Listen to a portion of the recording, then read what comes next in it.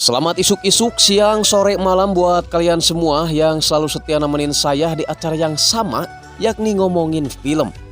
Kesetiaan kalian tentunya akan saya bayar dengan menyajikan sebuah film yang akan membuat bulu bitis kalian merinding tatkala melihat aksi seorang The Fable yang membunuh musuh-musuhnya dengan waktu beberapa detik saja. Penasaran dengan alur ceritanya? Tapi sebelum ke alur cerita, seperti biasa saya mau ingetin kalian untuk makan permen terlebih dahulu. Biar seancur-ancurnya muka kalian, sepahit-pahitnya hidup kalian, tapi setidaknya mulut kalian tetap manis. Saya Andreas Baok, ini dia Fable. Saketep.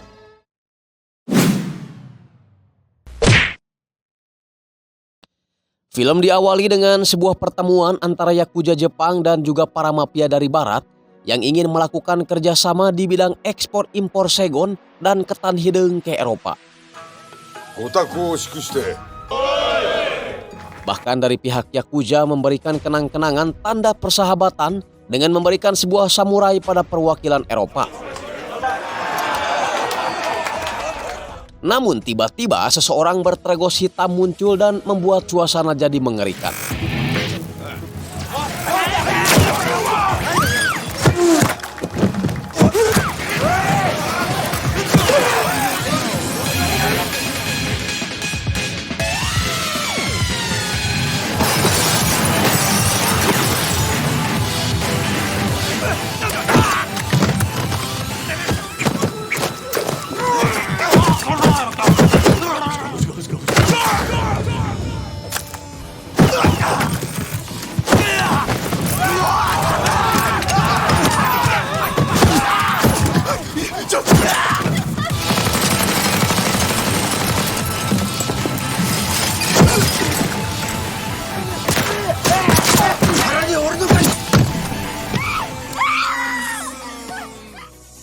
Beres menjalankan tugasnya, The Fable ini dijemput oleh seorang wanita bernama Yoko dengan menggunakan mobil. Di dalam mobil, The Fable melihat sebuah iklan kue semprong kesukaannya, di mana iklan tersebut menggunakan seorang model pria setengah telanjang dengan goyang ciri khasnya, yaitu goyang mujair. Buat saya video tersebut tidak ada lucu-lucunya, tapi berbeda dengan si The Fable. Setelah itu The Fable membuang selongsong pelurunya dan kita bisa melihat kalau selongsong yang banyak itu menandakan kalau dia sudah membunuh banyak orang.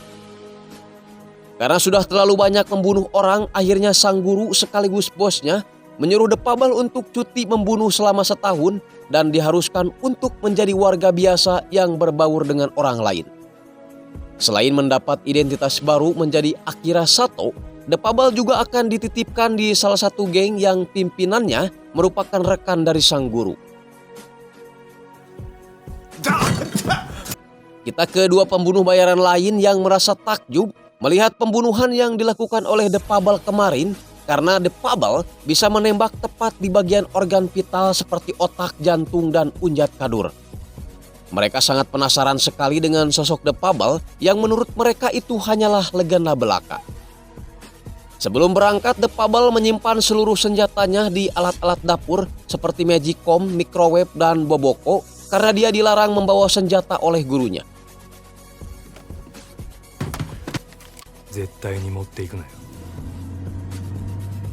Sementara itu rencana dititipkannya The Fable pada Presiden Sangkon membuat Ebihara merasa khawatir, apalagi di sisi lain si pembuat onar lain yaitu Kojima sebentar lagi akan bebas dari penjara.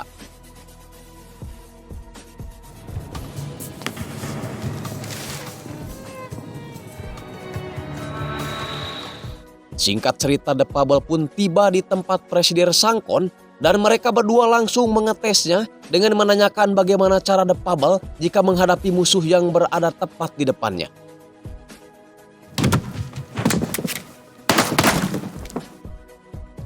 The Fable ternyata sudah mengetahui kalau Ebihara membawa senjata, begitupun dengan Presdir sendiri.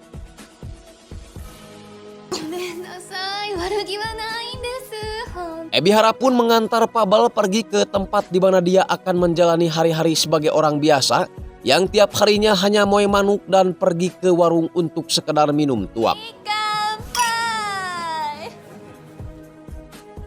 Tapi di perjalanan pulang, Yoko dan Pabal dihadang oleh dua orang preman kampung sehingga Yoko disuruh Pabal untuk pulang duluan.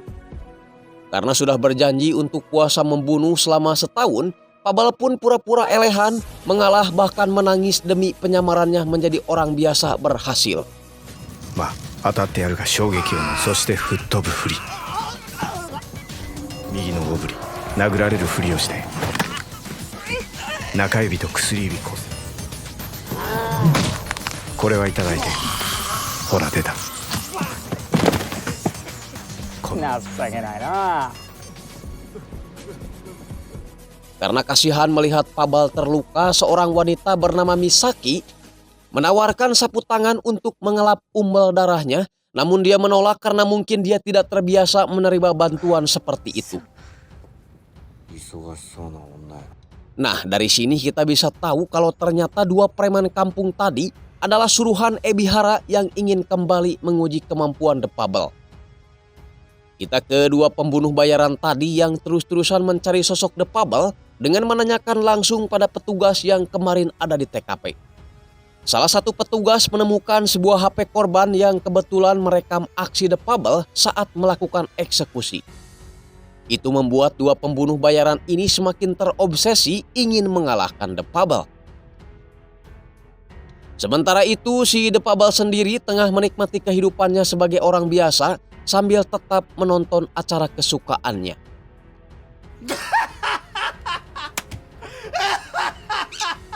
Karena masih penasaran, Ebihara kembali mendatangi si Pabal dan membawanya pada seorang pegulat yang hidupnya sudah dipenuhi kasus mulai dari pembunuhan, penipuan, dan juga pengecerotan. Karena terus-terusan dipaksa, akhirnya Pabal mulai beraksi dan menjabrod si pegulat hingga membuatnya terkapar hanya dalam kurun waktu kurang dari 6 detik saja. Ebihara menyuruh si Pabal untuk membunuh si pegulat, namun dia tetap menolak karena sudah berjanji pada gurunya untuk puasa membunuh selama setahun.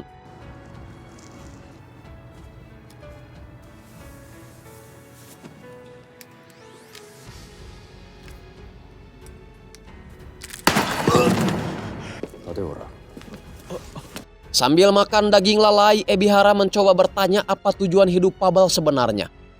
Belum juga dijawab, Pabal kembali keburu bermasalah dengan makanan panas yang ada di hadapannya. Kita ke si Kojima, manusia belagu yang kali ini sengaja melukai rekannya si Kajama karena tidak pernah sekalipun menjenguknya ketika dia dalam penjara. Tak sengaja dia juga melihat sebuah majalah dengan sampul Misaki yang dimana otak mesumnya langsung connect dan berniat menjadikan Misaki sebagai ladang bisnis esek-eseknya.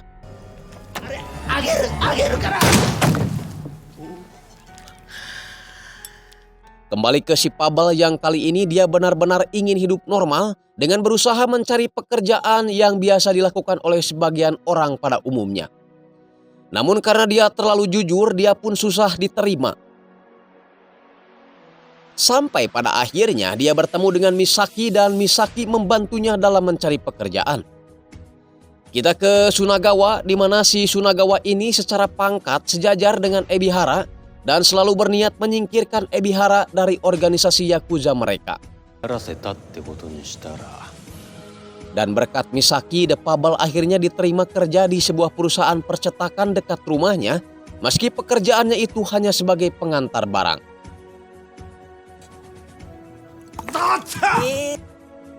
Kepulangan Kojima disambut baik oleh sang presiden direktur, terlebih Ebihara yang sudah sejak lama menganggapnya sebagai adik sendiri. Beda halnya dengan Sunagawa yang menyambut si Kojima dengan sinis hingga hampir saja terjadi baku hantam. Sementara itu, bos percetakan mengajak semua karyawannya untuk buka bersama dan mereka benar-benar terkejut setelah melihat Pabal memakan kacang dengan kulitnya. Dia juga mengaku sering makan semangka dengan kulitnya dan menurutnya itu lebih enak daripada makan burger tanpa samara pecel.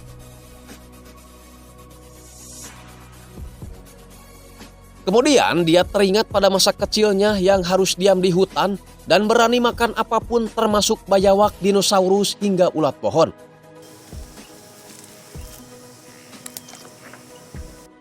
Dan alergi terhadap panasnya sudah dia rasakan ketika dia masih kecil untuk mengasah panca inderanya. Pebal kecil juga sudah memiliki bakat bertarung, itu terbukti ketika dia berhasil membelokkan pistol dari tawanan gurunya.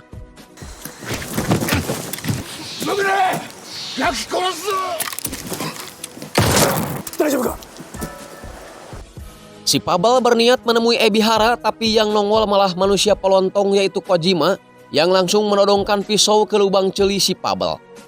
Tapi seketika mereka masuk ke dalam karena Ebihara ditemukan sudah gak sadarkan diri akibat penyakit kabuhulannya kumat lagi. Di rumah sakit Ebihara menyuruh Kojima untuk bersabar karena dia akan memikirkan pekerjaan yang tepat untuknya setelah dia keluar dari rumah sakit. Tapi si Kojima malah tertarik untuk menjadi mucikari dan akan menjadikan Misaki sebagai PSK unggulannya. Shimizu Misaki. Tapi Misaki menolak dan akan melaporkan Kojima pada hansip setempat jika dia terus-terusan memaksanya. Kita ke dua pembunuh bayaran yang pergi ke sana kemari mencari si The Pebal, tapi mereka tetap tidak menemukannya. Mereka malah dapat pekerjaan dari Sunagawa untuk menculik si Kojima dengan niat ingin mengambil alih organisasi dari Ebihara yang menurut rumor telah menyembunyikan seorang pembunuh bayaran. Dan nampaknya dua pembunuh bayaran itu tertarik dan merasa tertantang dengan pekerjaan dari Sunagawa tersebut. Sementara itu Kojima mengancam Misaki dengan akan mencelakai ibunya jika Misaki masih menolak permintaannya untuk berbisnis film pengecrotan. Misaki-chan no ki ga kawaru no matsu dake ya. Merasa stres dan butuh teman curhat, akhirnya Misaki mengajak The Pebal untuk makan dan dia sendiri yang akan mentraktirnya. Di sela-sela makan, Misaki mencoba bertanya tentang The Pebal yang semasa kecil dulu pernah tinggal di dalam hutan. Dia menjawab bahwa alam itu sudah memperlakukannya dengan adil dan bijaksana. Ketika merasa lelah dan berbaring, dia bisa melihat bunga-bunga tumbuh di sampingnya dan melihat bintang bermunculan di atasnya. Ketenangan yang tentu saja tidak dia dapatkan selama dia tinggal di kota. Karena tak mau ibunya celaka sepulang makan, Misaki terpaksa menemui Kojima untuk tekan kontrak perjanjian bisnis pengecrotannya selama 1 tahun ke depan dengan Kojima. Namun tiba-tiba Kojima mendengar seseorang memanggil namanya di luar. Ebihara yang sedang sakit pun meminta bantuan The Pebal karena merasa ada yang tidak beres dengan Kojima. Dan sebagai imbalannya dia akan menyerahkan mobil kesayangannya jika The Pebal dapat memastikan kalau Kojima baik-baik saja.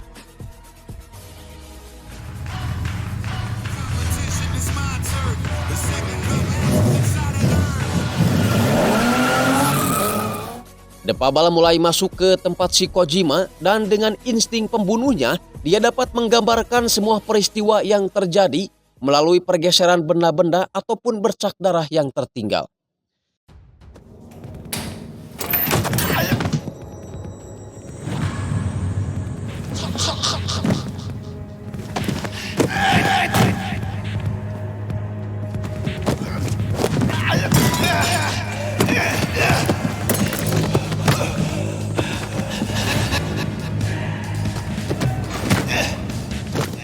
Namun yang membuat dia kaget adalah ditemukannya Hawa Misaki dalam tragedi penculikan tersebut.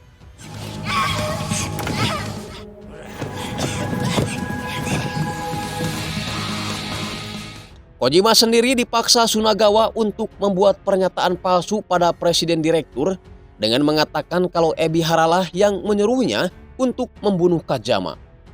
Namun si Kojima menolak dan balik mengancam mereka dengan mengatakan kalau pembunuh bayaran peliharaan Ebihara akan segera datang menyelamatkannya. Kedua pembunuh bayaran Sunagawa tentu saja merasa antusias setelah Kojima membenarkan bahwa pembunuh bayaran yang ada di video mereka adalah peliharaan Ebihara.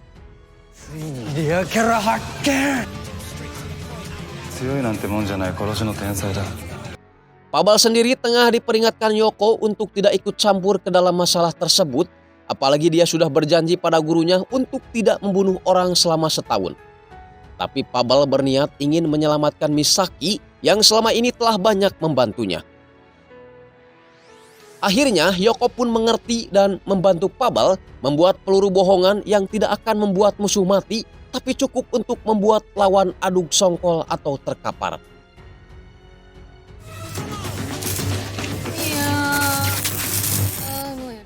Guru si Pabal mengancam Ebihara karena dia telah menjerumuskan Pabal ke dalam masalahnya. Padahal gurunya sengaja membuat Pabal berhenti membunuh sementara agar Pabal bisa menjalani kehidupan normal seperti orang biasanya dan memudarkan sedikit jiwa pembunuhnya.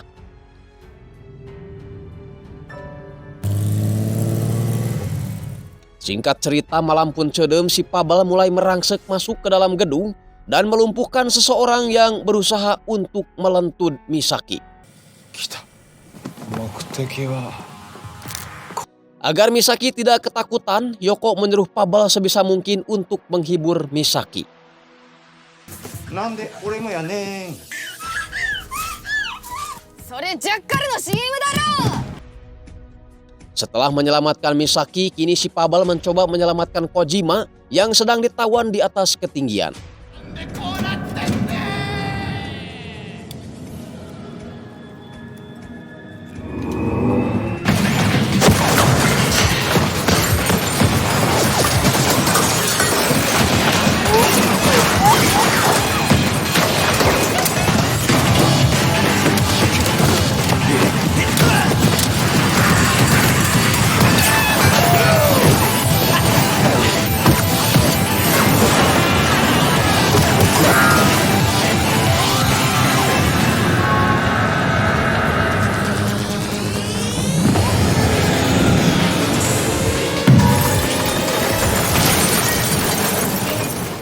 Pabal menyuruh Kojima untuk mengikutinya jika dia masih ingin tetap hidup. ジャッキー・ジンかい。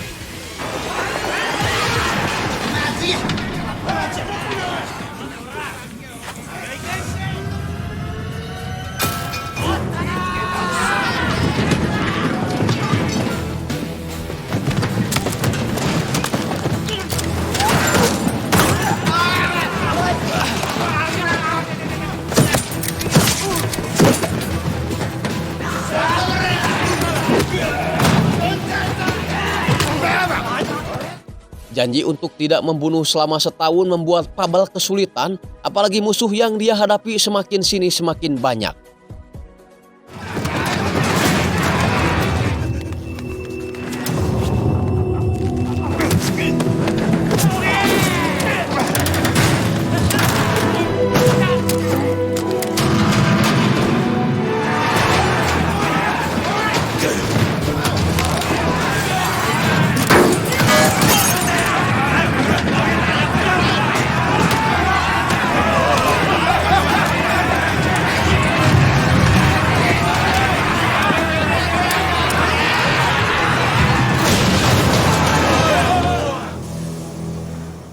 Kojima nekat melawan Sunagawa meskipun sebenarnya dia sama sekali tidak pandai bermain silat.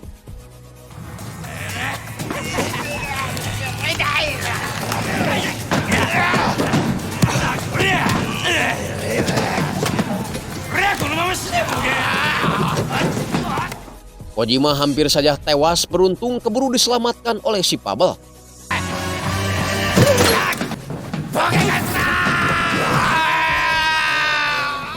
Pabal kemudian berniat menyelamatkan Misaki, tapi dia keburu dicegah oleh si kampret.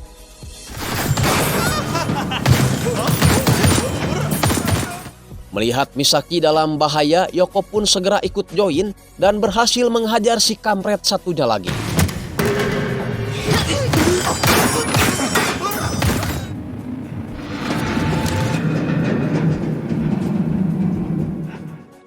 Setelah melalui pertarungan yang sangat sengit, akhirnya si Pabal berhasil mengalahkan si kampret dan segera menyelamatkan Misaki.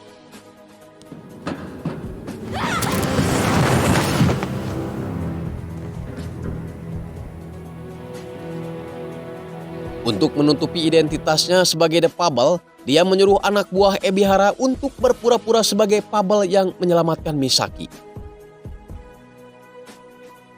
Sementara si Pabal sendiri menyerahkan Kojima pada Ebihara, yang mana Ebihara malah langsung membunuhnya dengan tangannya sendiri. Kalau niat mau dibunuh mah kenapa tadi diselamatkan atuh ya? Ngaco sekali ari kamu Ebihara. Di tempat lain ternyata orang-orang yang kemarin diserang oleh si Pavel tidak ada satu orang pun yang mati termasuk dua pembunuh bayaran sok keren ini. Namun tiba-tiba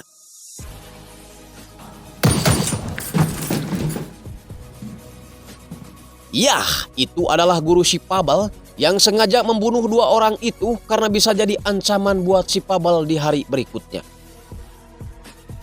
Kemudian Ebihara menyerahkan foto kematian si Kojima pada Sunagawa agar keadaan kedua belah pihak kembali damai gemah ripah loh jinawi.